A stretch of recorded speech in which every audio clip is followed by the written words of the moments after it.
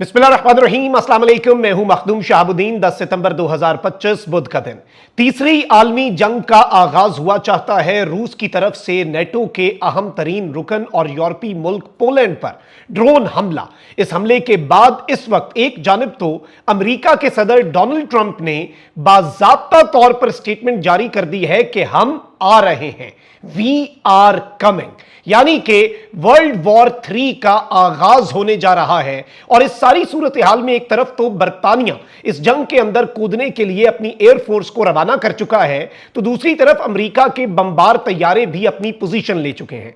रूस की तरफ से पोलैंड पर, यानी कि नेटो के अहम तरीन मुल्क पर जो यूक्रेन के साथ बॉर्डर शेयर करता है, रिपीटेड पहले एयर स्पेस की वायलेशंस होती हैं और अब रशिया जो है वो ड्रोन अटैक करता है।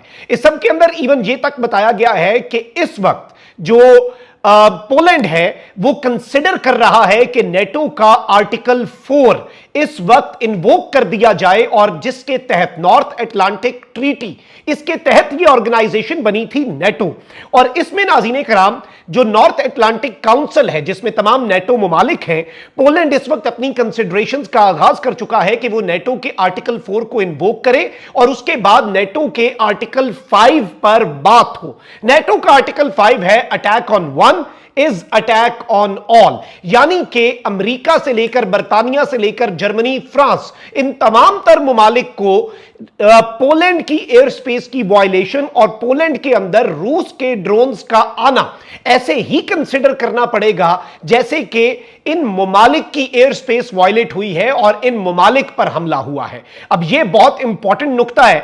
ऑल्दो दूसरी तरफ नाज़रीन इकराम रॉयटर्स ने यह कहा कि नेटो जो है वो अनमैन्ड एरियल व्हीकल जो पोलिश टेरिटरी में आए हैं उन्हें अटैक समझने के ऊपर इस वक्त अपना गौर फिक्र शुरू कर चुका है कि इसे हम अटैक समझें या फिर इसे हम कुछ और समझें।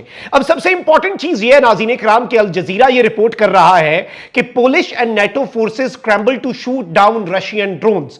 पोलैंड ने अकेले रशियन ड्रोन्स को शूट डाउन नहीं किया, बल्कि जो नेटो के फाइटर जेट्स हैं, जो नेटो के दीगर मुमालिक और नेटो की ज्वाइंट फोर्स है, वो इस वक्त स्क्रैम्बल हुई है। और इस वक्त मुकम्मल तौर पर नाज़रीन इकराम मैं आपको यह बता दूं कि फुल फ्लेज इस सारे मामले के अंदर सिक्योरिटी हाई अलर्ट कर दी गई है। और इस सिनेरियो के अंदर दो तीन चीजों को और समझना होगा। नाज़रीन इकराम 3 सितंबर को पोलैंड के वजीर आजम को डोनाल्ड ट्रंप ने होस्ट किया और कहा कि हम मजीद आपकी सिक्योरिटी जो है उसका ख्याल रखेंगे। लेकिन इस वक्त जो हो चुका है और इस सारे सिनेरियो में 26 मुमालिक यूरोप के जो हैं वो रीअश्योरेंस फोर्स रशिया यूक्रेन तनाजे में सिक्योरिटी गारंटी के तौर पर भेजने की बात कर रहे थे। Vladimir Putin on the record ये कह चुका है कि मैं इन तमाम तर मुल्कों की फौजों को लेजिटिमेट टारगेट समझता हूं, हम इन्हें निशाना बनाएंगे, हम इन्हें टारगेट करेंगे। अब हो क्या रहा है? अब वॉल स्ट्रीट जर्नल नाज़रीन इकराम ये कह रहा है कि इस वक्त जो नेटो की टेरिटरी है उसके अंदर जो ड्रोन्स हैं वो आए हैं, यानी कि इसे अब पोलैंड की टेरिटरी नहीं, इसे नेटो की टेरिटरी कहा जा रहा है। और इसमें अब बाज़ाब्ता तौर पर मैं आपको यह बताऊं कि द गार्डियन ने यह रिपोर्ट किया है कि Poland closer to conflict than any time since world war 2। अब नाज़रीन इकराम ये जो स्टेटमेंट है ये बड़ी इंपॉर्टेंट है कि इस वक्त वर्ल्ड वॉर 2 जो है उसके बाद से लेकर पहली मर्तबा पोलैंड जो है वो किसी कॉन्फ्लिक्ट के सबसे ज्यादा करीब पहुंचा है। As UK forces are asked to bolster NATO air defence, और यूके की जो फोर्सेस हैं, यूके की एयर फोर्स को कह दिया गया है कि नेटो के एयर डिफेंस को मजीद मजबूत बनाएं, क्योंकि अब यह खतरा हमारी तरफ बढ़ रहा है और अब एक बड़ी जंग में हमें उतरना पड़ सकता है। यानी बरतानिया ने फुल फ्लेज अपनी तैयारी पकड़ ली है और पोलैंड जो है उसके हवाले से कहा जा रहा है कि वो इस वक्त सबसे ज्यादा करीब तरीन है एक तनाजे के, एक आलमी तनाजे के। और इस सब के अंदर डोनाल्ड ट्रंप जो है उसने बड़ी इंपॉर्टेंट स्टेटमेंट दी है। डोनाल्ड ट्रंप ने कहा है कि what's with Russia violating Poland's air space with drones. ये क्या चल रहा है? ये रशिया पोलैंड की एयर स्पेस जो है उसे ड्रोन्स के साथ वायलेट कर रहा है। हियर वी गो, अब शुरू हो चुका ये हेयर वी गो जो expression US president Donald Trump ने स्टार्ट किया है, इसे आपने जहन में रखना है। उसने कहा कि हम आ रहे हैं, अब शुरू हो चुका है गेम, अब खेल जो है उसका आगाज हो चुका है। और इस सब के अंदर अब अमेरिका, बर्तानिया, जर्मनी, और ये चीज आपने जहन में रखनी है कि जर्मनी का जो इंटेलिजेंस चीफ है और इवन जर्मनी का जो आर्मी चीफ है वो ऑलरेडी कह चुके हैं कि भाई 2027 के शुरू में तो हम पे हमला रशिया ने करना ही करना है, जर्मनी भी अपने बंकर तैयार कर ले, ये जंग होनी ही होनी है। और अब इस सब के अंदर ये रीएश्योरेंस फोर्सेस भेजने की बात से पहले रशिया ने ड्रोन्स भेजकर एक इनडायरेक्ट मैसेज दे दिया कि हम ये कर सकते हैं। और इसमें अब अगर ये अनआंसर्ड जाता है तो ये फिर ऑब्वियसली नेटो के ऊपर और पोलैंड जो है वो बाकी ममालिक के ऊपर भी सवाल उठाएगा। इस सारी सूरत हाल में मैं आपको यह भी बता दूं कि अब रशिया जो है उसने अपना मौकफ दिया है और रशिया की डिफेंस मिनिस्ट्री ने बैकफुट पे जाना जो है वो बेहतर समझा। रशिया ने कहा है कि it did not plan to attack any targets in Poland, यानी कि रशिया ये कह रहा है कि हमारा मंसूबा नहीं था कि हम इस तरह से कुछ करें।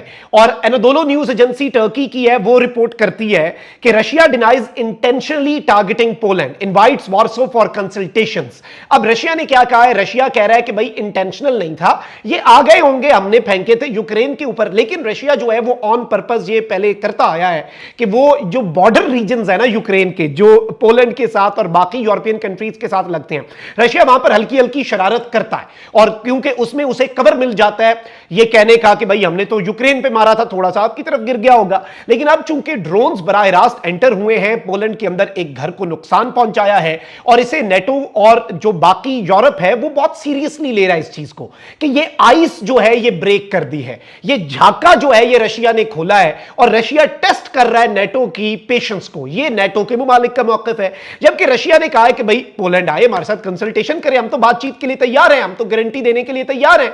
अब जो इससे भी बड़ी चीज हुई है नाज़रीन किराम, वो ये है कि यूएस एयरफोर्स के B-52 बॉम्बर्स जो हैं उनके हवाले से बताया गया है कि they are preparing to move out from US mainland toward Europe following Russia's drone attack on Poland. यानी ट्रंप ने एक तरफ कह दिया हियर वी आर, और अमेरिका के एयरफोर्स के B-52 बॉम्बर्स जो हैं वो मेनलैंड यूएस से निकलकर यूरोप की तरफ बढ़ते हुए नजर आए हैं। और इसके साथ ही साथ मैं आपको यह बता दूं कि इन बॉम्बर्स को डिप्लॉय करके यूरोप की तरफ रवाना कर दिया है। और इसके अंदर यह सवाल जो की क्वेश्चन है, जो की टेक अवे है, वो ये है कि is this deployment a direct response to Russia strike near Poland? क्या ये डिप्लॉयमेंट जो है ये एक डायरेक्ट मैसेज है?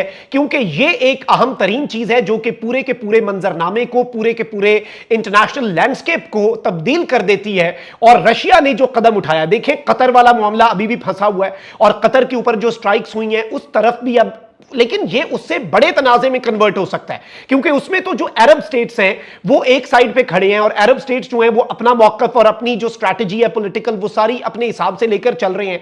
लेकिन यहां पर अब रशिया जो है वो बराह रास्त नेटो के मद्दे मुकाबिल आ चुका है, जो आज नहीं तो कल हमें होता हुआ नजर आ रहा था, लेकिन इतनी जल्दी हो जाना था, इस हवाले से इम्कानात जो हैं। और वैसे भी जो पीस और निगोशिएशंस और जो सीज फायर टॉक्स हैं वो ऑलरेडी एग्जॉस्ट हो चुकी हुई हैं और रशिया ने कुछ बहुत बड़े हमले किए in the past few days. Kyiv के अंदर जो गवर्नमेंट बिल्डिंग्स हैं, 3.5 साल, पौने 4 साल जंग के अंदर पहली मर्तबा उन गवर्नमेंट बिल्डिंग्स को रशिया ने निशाना बनाया। तो ये सब कुछ जो हो रहा है ये आई थिंक बहुत इंपॉर्टेंट है, बहुत मानीखेज है और ये पूरे के पूरे इंटरनेशनल लैंडस्केप को तब्दील कर देता है।